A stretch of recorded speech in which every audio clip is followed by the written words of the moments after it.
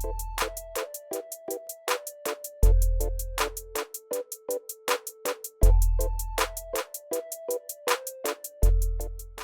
Friends, ఈరోజు మనం రాజ్యాంగ దినోత్సవం 26 నవంబర్ గురించి తెలుసుకుందాం. ఇది తెలుసుకోవడం ద్వారా సివిల్ సర్వీస్ ఎగ్జామినేషన్ నుంచి వెళ్ళి క్రింది స్థాయి ఎగ్జామినేషన్, పంచాయత్ సెక్రటరీ లేదా గ్రూప్ 4 ఎగ్జామినేషన్ వరకు పోటీ పరీక్షలకు ప్రిపేర్ అయ్యే అభ్యర్థులకు రాజ్యాంగ దినోత్సవానికి సంబంధించి, రాజ్యాంగ ప్రవేశకు సంబంధించి పూర్తి అవగాహన ఏర్పడుతుంది. తద్వారా భవిష్యత్తులో ఎలాంటి ప్రశ్నలు అడిగినా వాటికి ఆన్సర్ చేయడానికి అవకాశం ఉంటుంది. రైట్ నౌ రాజ్యాంగ దినోత్సవం గురించి మనం ఈరోజు తెలుసుకుందాం. ఇది భారత రాజ్యాంగ ప్రవేశిక 42వ రాజ్యాంగ సవరణకు ముందు ఈ విధంగా ఉండేది. 42వ రాజ్యాంగ సవరణ తర్వాత 1976 తర్వాత నుంచి ఈ విధంగా ఉంది.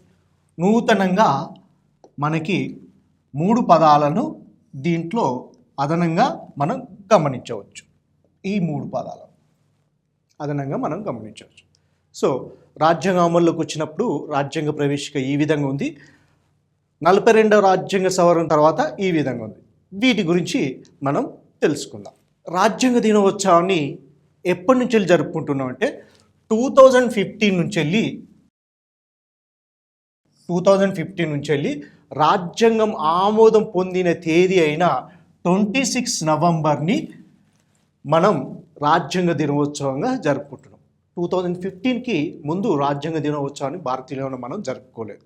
ఎందుకు అంటే అంబేద్కర్ గారి యొక్క 125వ జన్మదినోత్సవాల సందర్భంగా పార్లమెంటు ప్రత్యేక సమావేశాన్ని ఏర్పాటు చేసి 2 రోజులు సమావేశాన్ని ఏర్పాటు చేసేసి రాజ్యాంగానికి నిబద్ధులం అని 26-27 నవంబర్ 2015 నుంచి వెళ్ళి మనం సెలబ్రేట్ చేసుకున్నాం. పార్లమెంట్ ప్రత్యేకమైన 2 రోజుల సమావేశాన్ని చేసింది.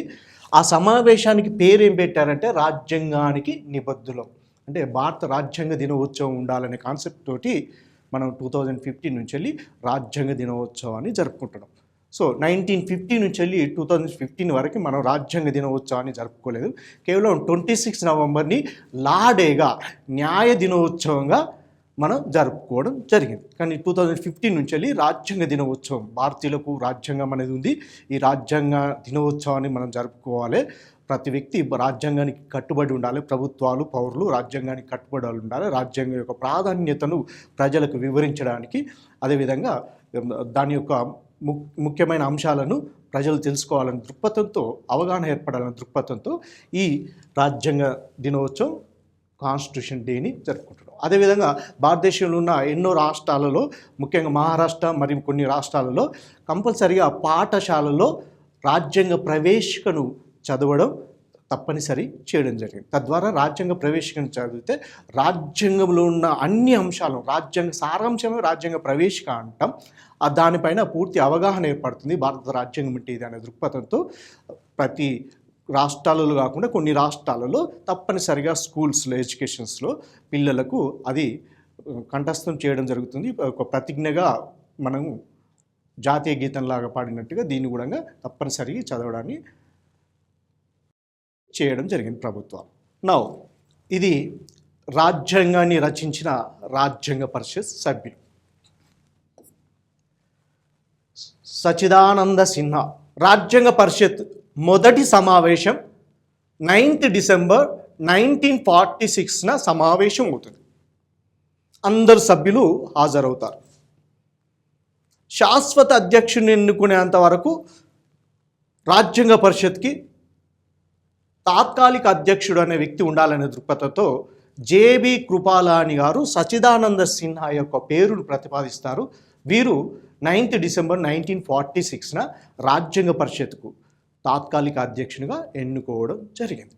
ఇతను శాశ్వత అధ్యక్షుని బాబు రాజేంద్ర ప్రసాద్ని శాశ్వత అధ్యక్షుని ఎన్నుకునేంత వరకు తాత్కాలిక అధ్యక్షునిగా రాజ్యాంగ పరిషత్కు సేవలు చేయడం జరిగింది. ఫ్రాన్స్ దేశ సాంప్రదాయాన్ని అనుసరించి సీనియర్ మోస్ట్ వ్యక్తి అయిన సచిదానంద సిన్హాను జేబీ కృపాలాని గారు సూచిస్తారు. సభ్యులందరూ దీన్ని యాక్సెప్ట్ చేస్తారు. డాక్టర్ బాబు రాజేంద్ర ప్రసాద్ రాజ్యాంగ పరిషత్తు శాశ్వత అధ్యక్షుడు. వీరి ఎన్నిక రాజ్యాంగ పరిషత్కు శాశ్వత అధ్యక్షునిగా మనకి 11th డిసెంబర్ 1946న శాశ్వత అధ్యక్షునిగా రాజ్యాంగ పరిషత్ సభ్యులు బాబు రాజేంద్ర ప్రసాద్ గారిని ఎన్నుకోవడం జరుగుతుంది. భారత రాజ్యాంగం రచన కోసం ఏర్పాటు చేయబడ్డ రాజ్యాంగ పరిషత్లో 15 మంది మహిళా సభ్యులు ఉన్నారు. వారే వీరు. దాంట్లో దుర్గాబాయి దేశ్ముఖ్ మన తెలుగువారు కూడా ఒక మహిళ. కాన్స్టిట్యూషన్ అసెంబ్లీ నుంచి వెళ్ళి ముఖ్యమైన కమిటీ, ప్రధానమైన కమిటీ మనం డ్రాఫ్టింగ్ కమిటీ అంటాం. డ్రాఫ్టింగ్ కమిటీ సభ్యులు వీరు. అంబేద్కర్ గారు చైర్మన్, డ్రాఫ్టింగ్ కమిటీ చైర్మన్. రాజ్యాంగ పరిషత్ సభ్యులలో కొంతమంది. రాజ్యాంగ పరిషత్ సమావేశంలోని చిత్రం. రాజ్యాంగ పరిషత్లో డిబేట్స్. రాజ్యాంగ పరిషత్ ఒరిజినల్ కాన్స్టిట్యూషన్ పత్రులను పరిశీలిస్తున్న రాజేంద్ర ప్రసాద్. రాజ్యాంగ పరిషత్ సమావేశం. నా ఇప్పుడు రాజ్యాంగ పరిషత్ ఏ విధంగా ఏర్పడ్డది, అది ఏ విధంగా పనిచేసింది, ఎన్ని కమిటీలు వేశారు, రాజ్యాంగ పరిషత్ రచన ఎప్పుడు కంప్లీట్ అయిపోయింది, రాజ్యాంగ ప్రవేశిక ఏంటి అనే అంశాలన్నింటినీ మనం రాజ్యాంగ దినోత్సవం సందర్భంగా తెలుసుకోవాల్సిన అవసరం ఉంటుంది. ఎప్పుడు ఎన్నికలు జరిగింది? బ్రిటిష్ వారు భారతదేశాన్ని పరిపాలిస్తున్న రోజులలో. ఇప్పటి భారతదేశం కాకుండా అఖండ భారతదేశం ఉండేది. అఖండ భారతదేశం అంటే పాకిస్తాన్, ఇప్పటి బంగ్లాదేశ్ కూడా అఖండ భారతదేశంలో భాగం. భారతీయులైన మనం స్వతంత్రాన్ని కోసం పోరాడుతూ భారతీయులచే ఒక రాజ్యాంగ పరిషత్ అనేది ఏర్పాటు చేయాలి. ఈ రాజ్యాంగ పరిషత్ భారత రాజ్యాంగ రచన చేయాలి. ఆ రాజ్యాంగం ఆధారంగా భారతదేశ పరిపాలన సాగాలని మనం బ్రిటిష్ వారిని డిమాండ్ చేస్తూ కోరుతూ వచ్చాం. రాజ్యాంగ పరిషత్ అనే ఈ కాన్సెప్ట్ని, ఈ భావాన్ని ఎంఎన్ రాయ్ గారు 1934లో మొదటిసారిగా ప్రతిపాదిస్తారు. క్రమంగా కాలక్రమంలో క్యాబినెట్ మిషన్ ప్లాన్ సూచనకు అనుగుణంగా సూచనల ద్వారా జూన్ జూలై 1946లో రాజ్యాంగ పరిషత్కు ఎన్నికలు జరుగుతాయి. అప్పుడు దేశ విభజన జరగలేదు, బ్రిటిష్ వారు పరిపాలిస్తున్నారు. అంటే ఇప్పటి బంగ్లాదేశ్ మరియు పాకిస్తాన్ కూడా అఖండ భారతదేశంలో భాగం. జూన్ జూలై మాసంలో జరుగుతాయి. ప్రతి 10 లక్షల జనాభాకు ఒక ప్రతినిధిగా ఎన్నుకోవడం జరుగుతుంది. మరి ఏ విధంగా వచ్చారంటే అప్పటి బ్రిటిష్ పాలిత ప్రాంతాల నుంచి వెళ్ళి ఎన్నుకోబడ్డ సభ్యుల సంఖ్య వచ్చి 292 మెంబర్స్. స్వదేశీ సంస్థానాలు ఉన్నాయి. ఉదాహరణకి మన నైజాం, జూనాగఢ్ ఇట్లాంటి స్వదేశీ సంస్థానాలు ఉన్నాయి. ఈ సంస్థానాల నుంచి వెళ్ళి వచ్చిన వారు ఎంత అంటే 93 మెంబర్స్. అంతేకాకుండా చీఫ్ కమిషనరేట్ అనే ప్రాంతాలు ఉండే, అక్కడి నుంచి వెళ్ళి రాజ్యాంగ పరిషత్కు ఎన్నుకోబడ్డవారు లేదా నియమించబడ్డ వాళ్ళు మనకి 4. అంటే దేశ విభజనకు ముందు భారత రాజ్యాంగ పరిషత్కు ఎన్నికలు జరిగినాయి. అప్పుడు అఖండ భారతదేశం అనేది ఉండేది. అఖండ భారతదేశంలో బ్రిటిష్ పాలిత ప్రాంతాల యొక్క శాసనసభల నుంచి శాసనసభ సభ్యులు తమ ప్రతినిధులను ఎన్నుకున్నారు. అదేవిధంగా స్వదేశీ సంస్థానాల అధిపతులు సభ్యులను నామినేట్ చేశారు. అంటే రాజ్యాంగ పరిషత్కు ఎన్నుకోబడ్డ వాళ్ళు ఉన్నారు, నామినేట్ చేసిన వాళ్ళు ఉన్నారు. సో దేశ విభజనకు ముందు రాజ్యాంగ పరిషత్ యొక్క సభ్యుల మొత్తం సంఖ్య 389. దేశ విభజన జరిగిపోయింది August 1947. 15th August 14th August రోజు పాకిస్తాన్ ఏర్పడింది. అప్పుడు దేశ విభజన తర్వాత భారత రాజ్యాంగ పరిషత్ సభ్యుల సంఖ్య వచ్చి 299 మెంబర్స్. వీరంతా భారత రాజ్యాంగ రచనలో పాలు పంచుకోవడం జరిగింది. రాజ్యాంగ రచనకు వీరు ప్రాతినిధ్యం వహించడం జరిగింది. అఖండ భారతదేశం ఉందని చెప్పుకున్నాం. భారతదేశం ఇప్పటి పాకిస్తాన్, బంగ్లాదేశ్ కూడా అఖండ భారతదేశం. రాజ్యాంగ పరిషత్ ఏర్పడింది. మరి అప్పటి భారతదేశంలో ఎన్నో ప్రాంతాలు, ఎన్నో కులాలు, ఎన్నో మతాలు, ఎన్నో వర్గాలు ఉన్నాయి. భారతదేశ రాజ్యాంగ రచన చేయబోతున్నారు. మరి ఈ రాజ్యాంగ రచనలో కేవలం కొన్ని వర్గాల వారికే ప్రాతినిధ్యం ఉందా, కొన్ని ప్రాంతాల వారికే ప్రాతినిధ్యం ఉందా అంటే కాదు. అఖండ భారతదేశంలోని అన్ని వర్గాల వారికి, అన్ని ప్రాంతాల వారికి రాజ్యాంగ రచన కోసం ఏర్పాటు చేయబడ్డ రాజ్యాంగ పరిషత్లో ప్రాతినిధ్యం ఉంది. దానికి ఎగ్జాంపుల్గా మనం దీన్ని చెప్పుకోవచ్చు. రాజ్యాంగ పరిషత్ నిర్మాణం ఏ విధంగా ఉంది? భారత జాతీయ కాంగ్రెస్ అనేది ఉండేది, అతి ముఖ్యమైన పాత్ర పోషిస్తుంది దేశ స్వతంత్రం కోసం. మరి దాని నుంచి వెళ్ళి ఎవరెవరు, చాలామంది సభ్యులు ఉన్నారు, కొద్ది మంది సభ్యులను మనం పరిశీలిద్దాం. భారత జాతీయ కాంగ్రెస్ నుంచి ఎవరెవరు వచ్చారు? ఉదాహరణకి నెహ్రూ వచ్చారు, పటేల్, రాజేంద్ర ప్రసాద్, పట్టాభి సీతారామయ్య, తెలుగువాడు. వీళ్ళంతా భారత జాతీయ కాంగ్రెస్కి సంబంధించిన సభ్యులుగా చెప్పుకోవచ్చు. నెక్స్ట్, మరి ముస్లింలు ఉన్నారు భారతదేశంలో.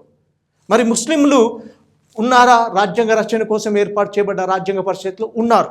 మహమ్మద్ సయ్యద్ సాదుల్లా, మౌలానా అబుల్ కలాం ఆజాద్ ముస్లింలు కూడా ప్రాతినిధ్యం వహించారు. అంతేకాకుండా ఎన్నో ప్రభావ వర్గాలు, ఎన్నో మతాల వారు ఉన్నారు. సిక్కులు ఉన్నారు భారతదేశంలో. మరి సిక్కులకు రాజ్యాంగ రచన కోసం ఏర్పాటు చేయబడ్డ రాజ్యాంగ పరిషత్ సభ్యత్వం ప్రాతినిధ్యం ఉందా అంటే ఉంది. ఎవరు? ఎగ్జాంపుల్ సర్దార్ బల్దేవ్ సింగ్ మరియు హుకుమ్ సింగ్.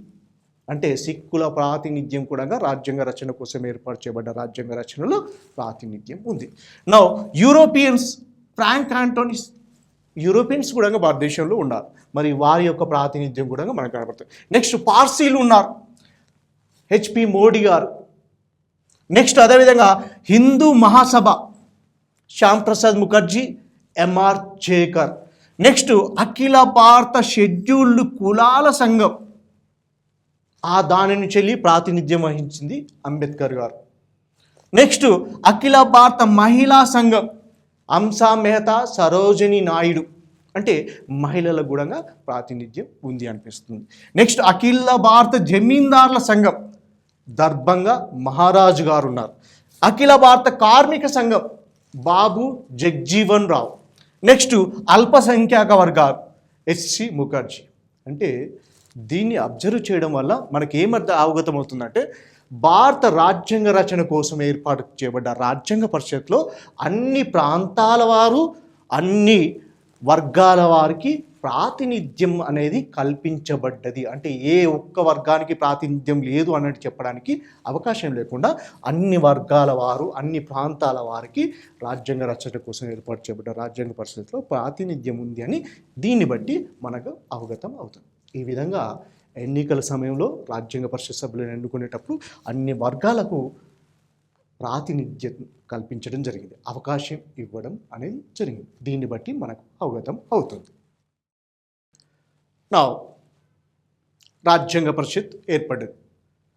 మొదటి సమావేశం ఎప్పుడు జరిగిందని చెప్పాం? 9th డిసెంబర్ 1946న జరిగింది.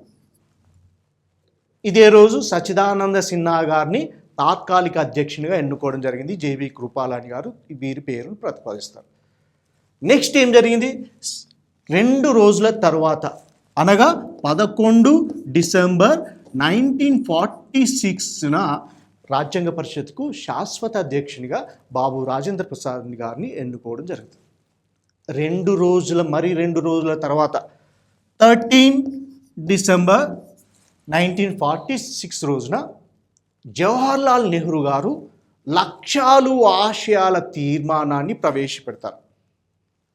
ఈ లక్ష్యాలు ఆశయాల తీర్మానం ఆధారంగా రాజ్యాంగ ప్రవేశికను రూపొందిస్తారు.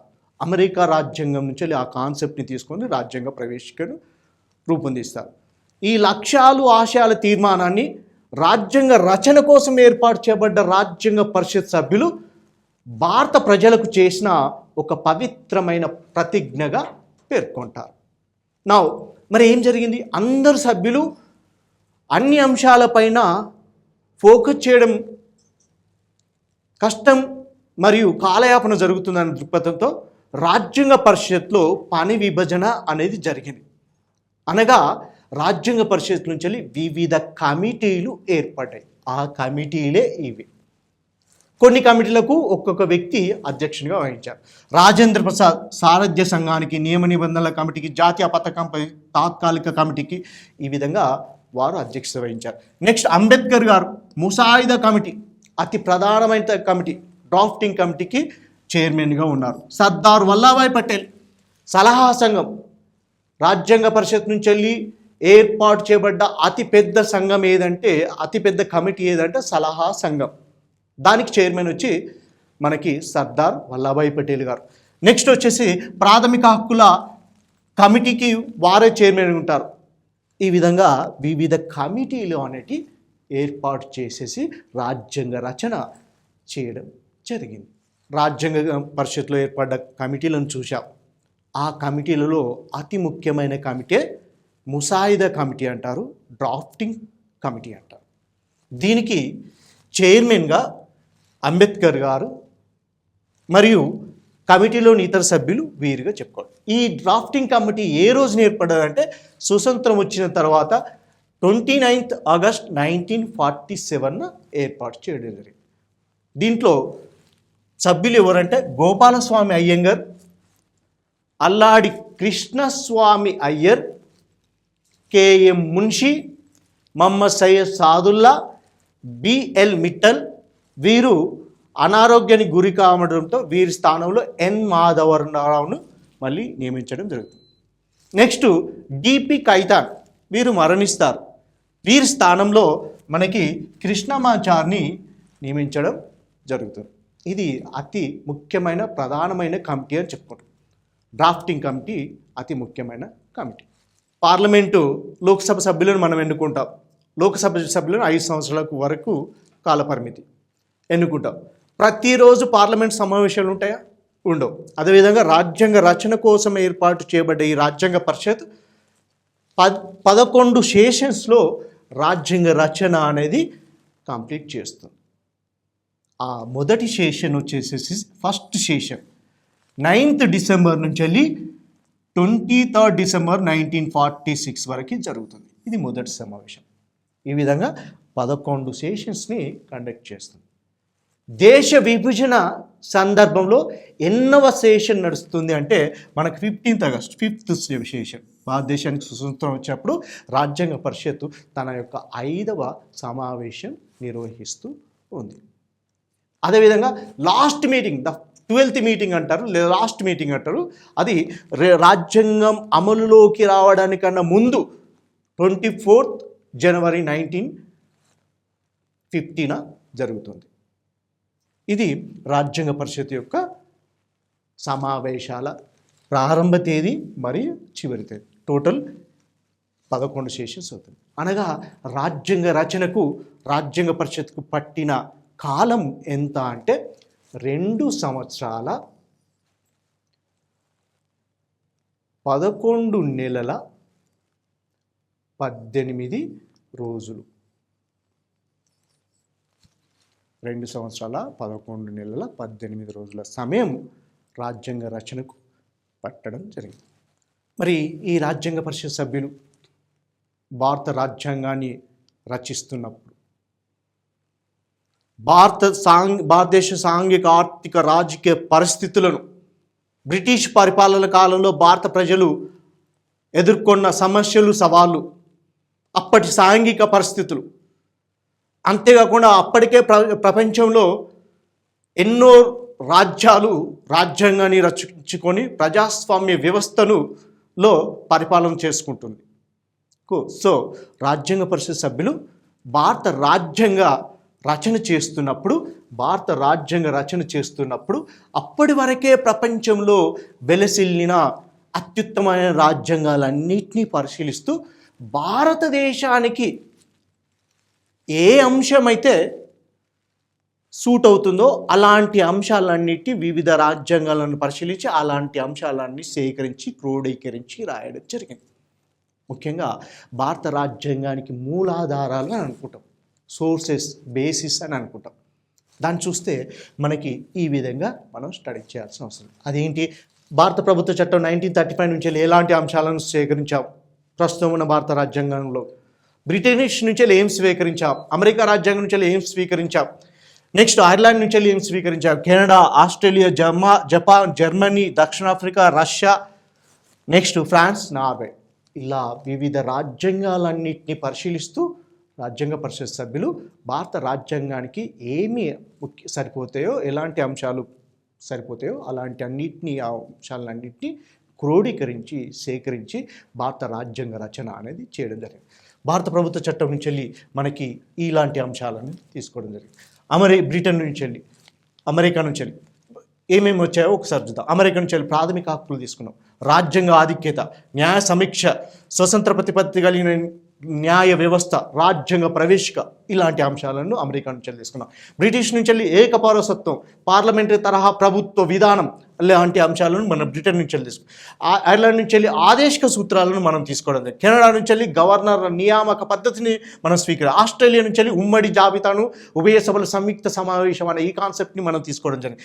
జపాన్ నుంచి వెళ్ళి చట్టం చే నిర్ధారించబడిన పద్ధతి అనే కాన్సెప్ట్ని కూడా తీసుకోవడం జరిగింది. జర్మనీ నుంచి వెళ్ళి అత్యవసర పరిస్థితి కాలంలో అనుసరించే పద్ధతులను మనం జర్మనీ నుంచి వెళ్ళి తీసుకున్నాం. దక్షిణాఫ్రికా నుంచి వెళ్ళి రాజ్యాంగ సవరణ పద్ధతులను దక్షిణాఫ్రికా నుంచి వెళ్ళి స్వీకరించడం జరిగింది. నెక్స్ట్ రష్యా నుంచి వెళ్ళి సామాజిక, ఆర్థిక, రాజకీయ, న్యాయాన్ని అనే అంశాన్ని రష్యా నుంచి వెళ్ళి, అదేవిధంగా ప్రాథమిక విధులు అనే అంశాన్ని కూడా రష్యా నుంచి వెళ్ళి స్వీకరించడం జరిగింది. నార్వే నుంచి వెళ్ళి, ఫ్రాన్స్ నుంచి వెళ్ళి, ఈ విధంగా అన్ని రాజ్యాంగాలన్నింటినీ పరిశీలిస్తూ రాజ్యాంగ పరిషత్ సభ్యులు భారత రాజ్యాంగ రచన అనేది చేయడం జరిగింది. సో ఈ టేబుల్ ఎగ్జామినేషన్ పాయింట్ ఆఫ్ వ్యూగా అభ్యర్థులు కంఠస్థం చేయాల్సిన అవసరం ఉంటుంది. ఆదేశిక సూత్రాలు ఏ రాజ్యాంగం నుంచి స్వీకరించారు, ప్రాథమిక హక్కులను ఏ రాజ్యాంగం స్వీకరించారు, ప్రాథమిక విధులను ఏ రాజ్యాంగం నుంచి స్వీకరించారు, గవర్నర్ల నియామక పద్ధతి ఎక్కడి నుంచి, ఏకపౌరసత్వం అనే కాన్సెప్ట్ ఎక్కడి నుంచి స్వీకరించాము, ఇలాంటి ప్రశ్నలు అడగడానికి అవకాశం ఉంటాయి. అంటే భారత రాజ్యాంగానికి గల ప్రధాన మూలాధారాలు అనే ఈ కాన్సెప్ట్లో ఈ టేబుల్ని అభ్యర్థులు స్టడీ చేయాలి. తద్వారా భవిష్యత్తులో ఎలాంటి క్వశ్చన్స్ మూలాధారాల గురించి అడిగినా కూడా అభ్యర్థులు ఈజీగా ఆన్సర్ చేయడానికి అవకాశం ఉంటుంది. మరి రాజ్యాంగ రచన కోసం ఏర్పాటు చేయబడ్డ రాజ్యాంగ పరిషత్ కేవలం రాజ్యాంగ రచనే మాత్రమే చేసిందా అంటే కాదు. రాజ్యాంగ రచన కోసం ఏర్పాటు చేయబడే రాజ్యాంగ పరిషత్ ముఖ్యంగా 3 రకాల పనులను చేసింది. అది ఏమిటి చూద్దాం. మొదటి దశ, రెండవ దశ, మూడవ దశ అనుకుంటాం. రాజ్యాంగ పరిషత్ ఎప్పుడు ఏర్పడేది? అఖండ భారతదేశం ఉన్నప్పుడు, అంటే పాకిస్తాన్, బంగ్లాదేశ్ ఉన్నప్పుడు, అఖండ భారతదేశంగా ఉన్నప్పుడు రాజ్యాంగ పరిషత్ ఏర్పడేది. అప్పుడు ఏం చేసింది అంటే 9th డిసెంబర్ 1946 రాజ్యాంగ పరిషత్ తన మొదటి సమావేశం నుంచి భారతదేశానికి స్వతంత్రం వచ్చేంత వరకు రాజ్యాంగ పరిషత్ ఏ ఉద్దేశం కోసం ఏర్పాటు చేయబడదో ఆ ఉద్దేశం పైన కాన్సన్ట్రేట్ చేసింది. అనగా రాజ్యాంగ రచన బాధ్యతలను మాత్రమే రాజ్యాంగ పరిషత్ నిర్వహించింది. మరి రెండవ దశలో ఏం జరిగింది? దేశ విభజన జరిగిపోయింది. పాకిస్తాన్ ఏర్పడ్డది, ఈస్ట్ పాకిస్తాన్ ఏర్పడ్డది. ఇది భారతదేశం. దేశ విభజన జరిగిపోయింది. రాజ్యాంగ పరిషత్ అనేది రాజ్యాంగ రచన చేస్తుంది. ఈ సందర్భంలో రెండవ దశలో రాజ్యాంగ రచన బాధ్యతలను చేస్తూ, భారత దశలు చేస్తూ, రాజ్యాంగ విధులతో పాటు దేశ పాలనకు అవసరమైన శాసనాలను రూపొందించే బాధ్యతను రాజ్యాంగ పరిషత్ చేపట్టింది. ఎందుకంటే అప్పటి వరకు ఇంకా పార్లమెంట్ అనేది ఏర్పడలేదు, రాజ్యాంగ రచన కంప్లీట్ కాలేదు కనుక, గణతంత్ర రాజ్యం కూడా కాలేదు కనుక దేశ పాలనకు అవసరమైన వివిధ శాసనాలంటే బాధ్యత చేపట్టింది. అవసరమైన శాసనాలు. మరి రాజ్యాంగ అమల్లోకి వచ్చేంత వరకు ఏ చట్టాన్ని అనుసరించారంటే భారత ప్రభుత్వ చట్టం 1935 చట్టంలోని అంశాలను మనం పాటించడం జరిగింది. నెక్స్ట్ మూడవ దశ ఏంటది? ఎక్కడి నుంచి వెళ్ళి రెండవ దశ ఎప్పుడు? 15th ఆగస్టు 1947 దేశానికి స్వతంత్రం వచ్చిన తేదీ నుంచి వెళ్ళి రాజ్యాంగ రచన కంప్లీట్ అయిన తేదీ 26 నవంబర్ 1949 వరకు రాజ్యాంగ పరిషత్ సభ్యులు రాజ్యాంగ రచన చేస్తూ దేశ పాలనకు అవసరమైన శాసనాలను చేస్తూ వచ్చారు. అది మొదటి దశ. మరి మూడవ దశలో ఏం చేసిందంటే రాజ్యాంగ పరిషత్ ఏ ఉద్దేశం కోసం ఏర్పాటు చేయబడ్డదో ఆ ఉద్దేశం, ఆ పని కంప్లీట్ చేసింది. అనగా రాజ్యాంగ రచన కంప్లీట్ అయిపోయింది 26 నవంబర్ 1949. ఆ తేదీ నుంచి దేశంలో సార్వత్రిక ఎన్నికలు జరిగి పార్లమెంటు అనగా లోక్సభ, రాజ్యసభలు ఏర్పడేంత వరకు రాజ్యాంగ రచన కోసం ఏర్పాటు చేయబడ్డ ఈ రాజ్యాంగ పరిషత్ దేశ తాత్కాలిక పార్లమెంటుగా విధులను నిర్వహించింది. అంటే రాజ్యాంగ పరిషత్ పని విధానాన్ని మనం ముఖ్యంగా 3 రకాలుగా విభజించవచ్చు. మొదటి దశలో 9th డిసెంబర్ 1946 నుంచి వెళ్ళి దేశానికి స్వతంత్రం వచ్చేంత వరకు 15th ఆగస్ట్ 1947 వరకు కేవలం రాజ్యాంగ పరిషత్ రాజ్యాంగ రచన బాధ్యతలను మాత్రమే చేపట్టి రాజ్యాంగ రచనలో నిమగ్నం అయింది. రెండవ దశలో దేశానికి స్వతంత్రం వచ్చింది, పార్లమెంట్ లేదు కనుక శాసన విధులను నిర్వహిస్తూ రాజ్యాంగ రచన చేస్తూ 2 పనులను చేసింది. నెక్స్ట్ 26 నవంబర్ 1949 రాజ్యాంగ రచన కంప్లీట్ అయిపోయింది, పార్లమెంటు ఏర్పాటు లేదు, దేశంలో సార్వత్రిక ఎన్నికలు జరగలేదు కనుక ఎన్నికలు జరిగే పార్లమెంట్ ఏర్పడేంత వరకు రాజ్యాంగ రచన కోసం ఏర్పాటు చేయబడ్డ ఈ రాజ్యాంగ పరిషత్తు దేశానికి తాత్కాలిక పార్లమెంటుగా వ్యవహరిస్తూ విధులు నిర్వర్తించడం జరిగింది. ఇది రాజ్యాంగ పరిషత్ యొక్క పని విధానంగా అభ్యర్థులు గమనించాల్సిన అవసరం ఉంటుంది. రాజ్యాంగ రచన కంప్లీట్ అయిన తేదీని మనం రాజ్యాంగ దినోత్సవంగా జరుపుకుంటున్నాం. ఏ తేదీన కంప్లీట్ అయిపోయింది? అది 26 నవంబర్. ఏ సంవత్సరంలో? 1949. ఈ 26 నవంబర్ని మనం 2015 నుంచి వెళ్ళి మనం రాజ్యాంగ దినోత్సవంగా జరుపుకుంటున్నాం. రాజ్యాంగ ప్రవేశికను కొన్ని రాష్ట్రాలలో పాఠశాలల్లో తప్పనిసరిగా పఠనం చేయాలని నిబంధన పెట్టారు. భారత రాజ్యాంగ సారాంశం అంతా ఇందులో ఉంది.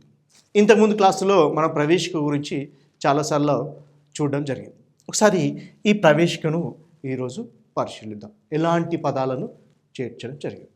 రాజ్యాంగ దినోత్సవం సందర్భంగా రాజ్యాంగ ప్రవేశికలో పేర్కొన్న పదాలు వాటి అర్థ వివరణను సంక్షిప్తంగా మనం తెలుసుకుందాం. ఫస్ట్ ఏ పదంతో? రాజ్యాంగ ప్రవేశిక అనే ఈ కాన్సెప్ట్ అమెరికా రాజ్యాంగం నుంచి వెళ్ళి తీసుకున్నాం.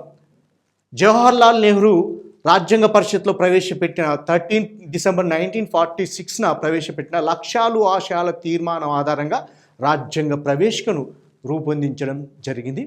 ఆ రాజ్యాంగ ప్రవేశిక అనేది ఈ విధంగా ఉంటుంది.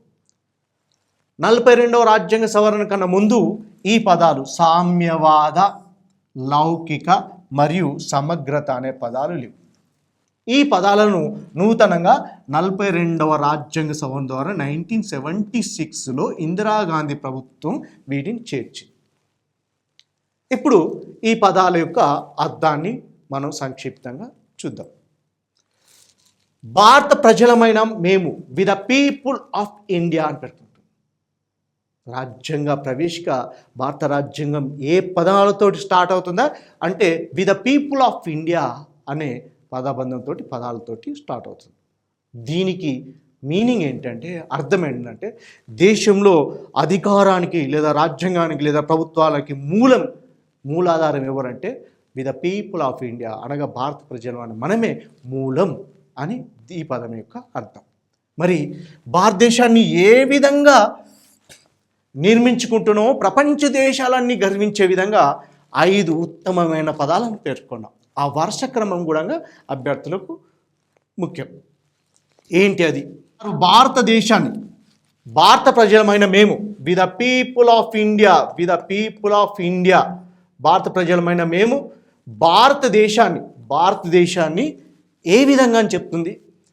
సార్వభౌమ, సామ్యవాద, లౌకిక, ప్రజాస్వామ్య, గణతంత్ర రాజ్యంగా నిర్మించుకునేందుకు అంటుంది. ఏ విధంగా నిర్మించుకుంటున్నావు? 5 రకాల పదాలను పేర్కొన్నాం. ఏంటా పదాలు? సార్వభౌమ అంటే దీని అర్థం ఏంటి? సార్వభౌమ అంటే భారతదేశం ఒక సార్వభౌమ దేశం. సార్వభౌమ అంటే అర్థం ఏంటంటే భారతదేశం తన విధి విధానాలను రూపొందించుకునేటప్పుడు ఏ ఇతర దేశాలు కానీ ఏ ఇతర శక్తుల ప్రలోభాలకు లొంగకుండా స్వేచ్ఛాపూర్వకంగా విధి విధానాలను నిర్ణయాలను తీసుకునే రాజ్యం, వ్యవస్థ కలిగిన రాజ్యాన్ని సార్వభౌమ దేశం, సావరిన్ నేషన్ అంటారు. సో భారతదేశం తన పాలసీ మేకింగ్ చేసుకునేటప్పుడు, విధి విధానాలు రూపొందించుకున్నప్పుడు స్వేచ్ఛాపూర్వకంగా తన నిర్ణయాలను తీసుకుంటుంది. ఏ దేశం యొక్క ఒత్తిడికి లొంగకుండా, ఏ శక్తుల యొక్క ప్రభావానికి లొంగకుండా స్వేచ్ఛగా నిర్ణయాన్ని తీసుకుంటుంది. ఇలాంటి నిర్ణయ శక్తి కలిగిన దేశాన్ని, రాజ్యాన్ని మనం సార్వభౌమ దేశం అని అంటారు. ఇది భారత ప్రజలమైన మేము భారతదేశాన్ని సార్వభౌమ అని మొదటి పదాన్ని పేర్కొనడం జరిగింది. నెక్స్ట్ పదం రాజ్యాంగ ప్రవేశికలో ఈ పదం ముందు లేదని చెప్పుకున్నాం. ఎప్పటి నుంచి ఉంది? 42వ రాజ్యాంగ సవరణ 1976 నుంచి ఉందని చెప్పుకున్నాం. సామ్యవాద సమసమాజ స్థాపన ధ్యేయంగా కలిగిన రాజ్య వ్యవస్థను సామ్యవాద అని సింపుల్గా అంటారు చెప్పుకోవచ్చు. నెక్స్ట్ లౌకిక. లౌకిక అంటే ఏంటో చూద్దాం. ఇది కూడా రాజ్యాంగం ప్రారంభంలో లేదు. 42వ రాజ్యాంగ సవరణ 1976లో ఇందిరాగాంధీ ప్రభుత్వం దీన్ని చేర్చింది.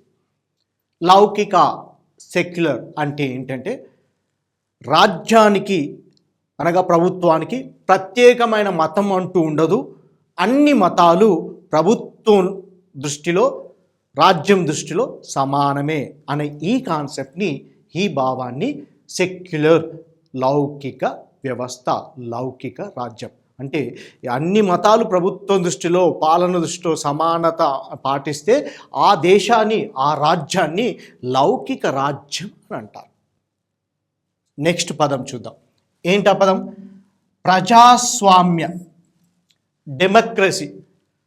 To the government Abraham Lincoln గారు ప్రజాస్వామ్యం అంటే ఏంటో చక్కని డెఫినేషన్ ఇచ్చాడు. To the people, for the people, by the people అనగా ప్రజల కోసం, ప్రజలచే, ప్రజల ద్వారా నడపబడే, ఎన్నుకోబడే వ్యవస్థ కలిగిన రాజ్యాన్ని ప్రజాస్వామ్య రాజ్యం అని అంటారు. అప్పటి వరకు మనం రాచరిక పరిపాలన, వలస పాలనలో భారతదేశ పరిపాలన అనేది సాగింది. సో రాజ్యాంగం అమల్లోకి వచ్చిన నుంచి ప్రజాస్వామ్య పరిపాలన అనేది మనం చేసుకుంటున్నాం. నెక్స్ట్ గణతంత్రం అంటే దేశానికి అధ్యక్షుడు ఉంటాడు, రిపబ్లిక్. ఆ అధ్యక్షుడు వంశపారంపర్యంగా కాకుండా పరోక్షంగా కానీ లేదా ప్రత్యక్షంగా కానీ ప్రజలచే ఎన్నుకునే వ్యవస్థ కలిగిన లేదా ఉన్న రాజ్యాన్ని గణతంత్ర రాజ్యం అంటారు. సో భారతదేశానికి అధ్యక్షుడు అంటే ప్రెసిడెంట్ ఉంటున్నారు, రాష్ట్రపతి గారు ఉంటారు. వీరు వంశపారంపర్యంగా రావట్లేదు. రాజ్యాంగం అమల్లోకి వచ్చిన కొంచెం ప్రజలమైన మనం మనచే ఎన్నుకోబడ్డ ప్రజాప్రతినిధులు రాష్ట్రపతిని ఎన్నుకుంటారు. అంటే పరోక్ష ఎన్నిక పద్ధతి ద్వారా పరోక్ష ఎన్నిక పద్ధతి ద్వారా భారతదేశంలో గణతంత్ర రాజ్యం అనేది ఉంది అని చెప్తున్నాం. సో అద్భుతంగా ప్రపంచ అన్ని గర్వించే విధంగా భారతదేశాన్ని నిర్మించుకుంటున్నాం. ఏ విధంగా నిర్మించుకుంటున్నాం? భారత ప్రజలమైన మేము భారతదేశాన్ని ఏమని చెప్పుకున్నాం? సార్వభౌమ, సామ్యవాద, లౌకిక, ప్రజాస్వామ్య, గణతంత్ర రాజ్యంగా నిర్మించుకునేందుకు అని చెప్తూ కంటిన్యూ అవుతూ ఏమంటుంది? పౌరులందరికీ, భారత పౌరులందరికీ 3 న్యాయాలను మన రాజ్యాంగం మనకు కల్పించింది. ఏంటవి? సాంఘిక, ఆర్థిక, రాజకీయ న్యాయాన్ని అంటుంది. 3 రంగాలలో సాంఘిక న్యాయం, రాజకీయ న్యాయం, ఆర్థిక న్యాయం.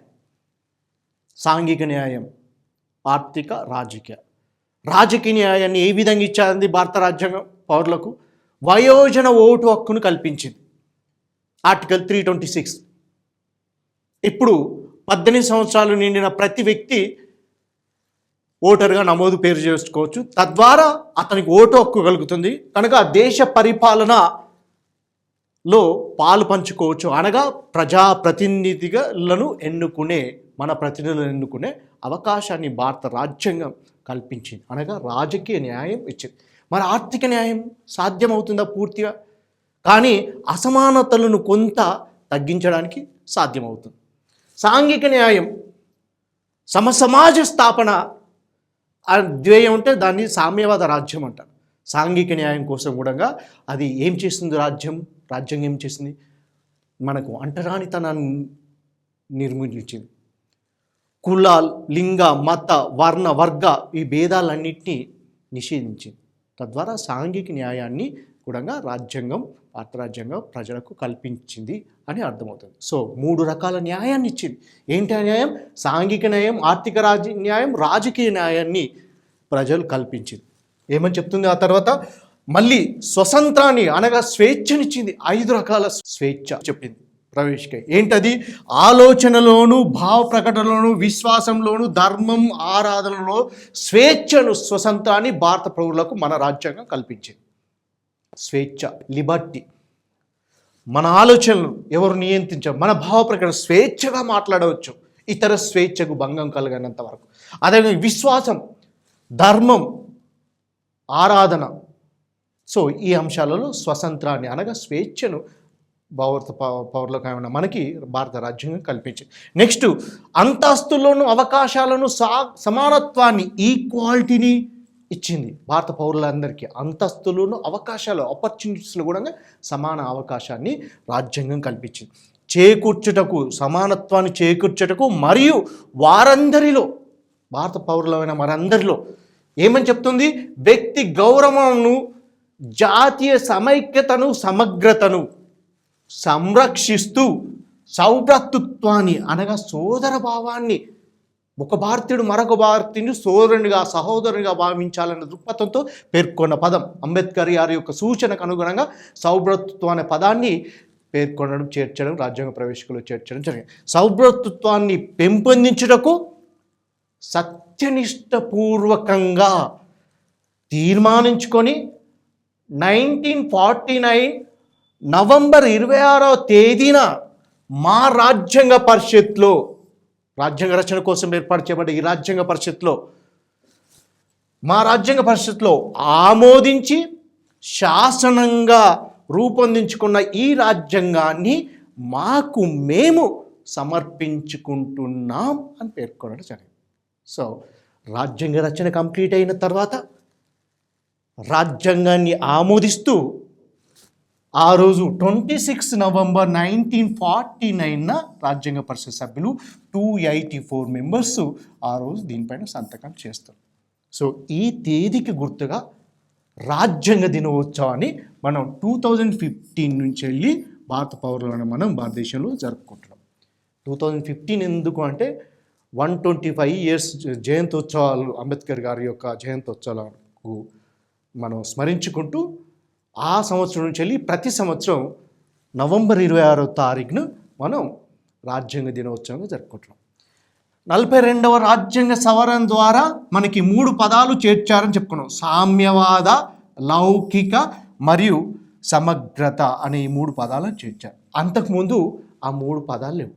మరి రాజ్యాంగ రచన కోసం ఏర్పాటు చేయబడ్డ రాజ్యాంగ పరిషత్ సభ్యులు సామ్యవాదం అనే కాన్సెప్ట్, ఈ పదం లేకుండా సామ్యవాద భావాలు ఇందులో ఉన్నాయి. సాంఘిక న్యాయం అన్నాడు, అంతస్తులోని అవకాశాలను సమానత్వం, సామ్యవాద అనే కాన్సెప్ట్ను తెలియజేస్తుంది.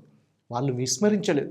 నెక్స్ట్, లౌకిక అంటే వ్యక్తిగత స్వేచ్ఛనిచ్చింది, విశ్వాసం, ధర్మం, ఆరాధనలు, అంతేకాకుండా ప్రాథమిక హక్కులలో మత స్వాతంత్ర హక్కు ఇచ్చింది. భారతీయులమైన మనకు నచ్చిన మతాన్ని ఆచరించవచ్చు, స్వీకరించవచ్చు, అదేవిధంగా పాటించవచ్చు. ఎలాంటి రాజ్యం ఎలాంటి అవరోధాలను కల్పించదు. అనగా లౌకిక భావం ఆల్రెడీ ఉంది. మరి 42వ రాజ్యాంగ సవరణ 1976లో ఈ పదాలను చేర్చడం కేవలం రాజకీయ దృక్పథంతో మాత్రమే చేర్చడం జరిగింది. కానీ అంతకుముందే ఈ పదాలు, వాటి యొక్క పదాల యొక్క అర్థ వివరణ భారత రాజ్యాంగ ప్రవేశికలో మనకు స్పష్టంగా కనబడుతూ ఉంటాయి. 1950 నుంచి వెళ్ళి 26 జనవరి నుంచి వెళ్ళి భారత రాజ్యాంగం ఇప్పటి వరకు, అప్పటి నుంచి వెళ్ళి అమల్లోకి వచ్చింది. ఇప్పటి వరకు 104 రాజ్యాంగ సవరణలు చేశారు. రాజ్యాంగ పరిషత్ సభ్యులు అద్భుతమైన రాజ్యాంగాన్ని రచించారు అని చెప్పుకోవచ్చు. రాజ్యాంగం పైన కామెంట్స్ కొంతమంది చేశారు. సర్ ఐవర్ జెన్నింగ్ భారత రాజ్యాంగాన్ని లార్డ్స్ ప్యారడైజ్ అంటారు, న్యాయవాదుల స్వర్గం అని అంటాడు. అదేవిధంగా మనకి అంబేద్కర్ గారు కూడా అంటారు. ఎన్నో విమర్శలు వచ్చాయి. గ్రాన్విలీ అస్టిన్ ఏమంటారంటే భారత రాజ్యాంగం అంతా అందమైన అతుకుల బొంత అంటాడు. అంటే వివిధ రాజ్యాంగాలన్నింటినీ మనం పరిశీలిస్తూ రాజ్యాంగ పరిషత్ సభ్యులు రాజ్యాంగ రచన చేశారు. దీన్ని అంబేద్కర్ గారు ఏమంటారంటే భారత రాజ్యాంగాన్ని ప్రపంచ రాజ్యాంగాలన్నింటినీ కొల్లగొట్టి రూపొందించిందిగా, రాసిందిగా చెప్పడానికి నేను గర్వపడతాను. ఎందుకు అనగా మంచి ఎక్కడున్నా తీసుకోవడం తప్పు కాదు, మంచే అంటాడు. అంతేకాకుండా రాజ్యాంగ రచన కంప్లీట్ అయిపోయింది. దేశంలో భారత రాజ్యాంగం అమల్లోకి రాబోతుంది. భవిష్యత్తులో భారత ప్రజలకు భారత రాజ్యాంగం ఏమైనా సవాళ్ళు ఎదుర్కొనవచ్చు. దీన్ని దృష్టిలో పెట్టుకొని అంబేద్కర్ గారు మరొక ముఖ్యమైన కామెంట్ చేస్తారు. మేము రూపొందించిన ఈ రాజ్యాంగం భవిష్యత్తులో విఫలం చెందితే అనగా వైఫల్యం చెందితే మమ్మల్ని అనగా రాజ్యాంగ పరిషత్ సభ్యులను నిందించకండి, దానిని అమలు పరిచే పాలకులను నిందించండి అని పేర్కొంటారు. అంటే రాజ్యాంగం పని విధానం, పనితీరు, దాని యొక్క సత్ఫలితాలు రావాలంటే పాలకుల యొక్క పనితీరు సక్రమంగా రాజ్యాంగబద్ధంగా ఉన్నప్పుడే రాజ్యాంగం సక్రమంగా పనిచేస్తుంది. మీరు రాసిన రాజ్యాంగం అతి గొప్ప రాజ్యాంగం అని అంటారు. ఆ హెచ్వి కామత్ అంటారు భారత రాజ్యాంగాన్ని ఐరావతంతో పోల్చినని అంటారు. అంబేద్కర్ గారిని ఆధునిక మను అని, రాజ్యాంగ పితామహుడని కామెంట్ చేస్తారు. ఇది రాజ్యాంగ ప్రవేశిక. రాజ్యాంగ పరిషత్ సందర్భంగా మనం రాజ్యాంగ ప్రవేశికను మనం పరిశీలించడం అతి ముఖ్యంగా అవసరం ఉంటుంది. ప్రతి అంశం, భారత సమాజం ఏ విధంగా ఉంది, భారతదేశ వ్యవస్థ ఎలా ఉంది, పరిపాలన వ్యవస్థ ఎలా ఉంది, రాజ్య వ్యవస్థ ఎలా ఉంది, రాజ్యానికి, అధికారానికి, రాజ్యాంగానికి మూలం ఏంటి, ఎలాంటి న్యాయాన్ని ఇచ్చింది, ఎలాంటి స్వేచ్ఛనిచ్చింది, ఎలాంటి స్వతంత్రాన్ని ఇచ్చింది, ఎలాంటి సమానత్వాన్ని ఇచ్చింది, సౌరత్వం అంటే ఏంటి అనే అంశాలన్నింటినీ క్రోడీకరిస్తూ రాసిన అతి ముఖ్యమైన రాజ్యాంగం భారత రాజ్యాంగం. 1973లో కేశవానంద భారతి కేసు సందర్భంగా సుప్రీంకోర్టు రాజ్యాంగ మౌలిక స్వరూప సిద్ధాంతం గురించి ప్రతిపాదిస్తుంది. బేసిక్ స్ట్రక్చర్ థియరీ గురించి డిస్కస్ చేస్తుంది. కానీ వాట్ ఈజ్ బేసిక్ స్ట్రక్చర్ అనే డెఫినేషన్, నిర్వచనం, మౌలిక స్వరూప సిద్ధాంతం అనే నిర్వచనాన్ని ఇవ్వలేదు. కాలక్రమంలో ఎస్ఆర్ బొమ్మాయిల కేసులో కానీ, లేదా ఎల్ఐసి ఆఫ్ ఇండియా కేసులో కానీ, మిగతా కేసులో కానీ సుప్రీంకోర్టు చెప్పిన జడ్జిమెంట్ ప్రకారం మౌలిక స్వరూప సిద్ధాంతం, భారత రాజ్యాంగ మౌలిక స్వరూపం ఏంటంటే కొన్ని అంశాలని భారత రాజ్యాంగ మౌలిక స్వరూప కిందగా మనం పరిశీలించవచ్చు. అవి ఏమిటి అంటే సార్వభౌమం, భారత రాజ్యం యొక్క మౌలిక స్వరూప సిద్ధాంతం. దాన్ని మార్చడానికి వీల్లేదు. అంటే వలస పాలన కాదు కదా, సార్వభౌమ దేశం. నెక్స్ట్ సామ్యవాదం, ఆల్రెడీ మనం 42వ రాజ్యాంగ సవరణ ద్వారా చేర్చాం. లౌకిక, ప్రజాస్వామ్య, గణతంత్రం, ఇవన్నీ మనకి మౌలిక స్వరూప సిద్ధాంతం కిందకి వస్తుంది. అదేవిధంగా స్వతంత్రం, స్వేచ్ఛ కూడా మౌలిక స్వరూప సిద్ధాంతం కిందికి వస్తుంది. పార్లమెంటరీ తరహా ప్రభుత్వ విధానం కూడా మౌలిక స్వరూప సిద్ధాంతం కిందికి వస్తుంది. వీటిని సవరించడానికి వీలు లేదు అని సుప్రీంకోర్టు వివిధ కేసుల సందర్భంగా తన తీర్పు ద్వారా పేర్కొంది. తద్వారా రాజ్యాంగ లక్ష్యాలను, ఆశయాలను, రాజ్యాంగ యొక్క మౌలిక స్వరూపాన్ని భారత పార్లమెంట్ సవరించకుండా నిరోధిస్తుంది. Right? Subscribe and share it. 5 Mantra, carry it point. Thank you very much.